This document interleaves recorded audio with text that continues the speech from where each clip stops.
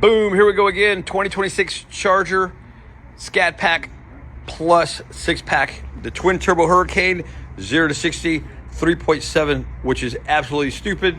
Not that you need to do it. Top speed of 177, and this is ludicrous, our new color. And this thing is heavy on the options. You've got heads-up display, 360 cameras, all-wheel drive. You can disconnect the all-wheel drive and just do rear-wheel drive, so you can light the back tires up.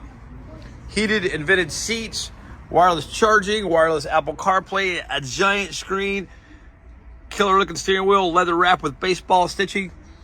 I think there's 98 different colors for the ambient lighting, which we affectionately refer to as the attitude adjustment. You've got your blacked out wing on the back.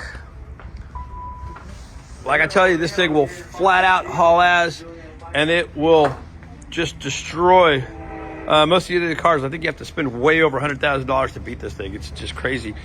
And when you're not really driving aggressively, it's just a really calm, polite, and a very nice car.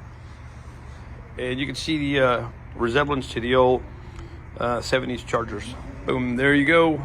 Ludicrous.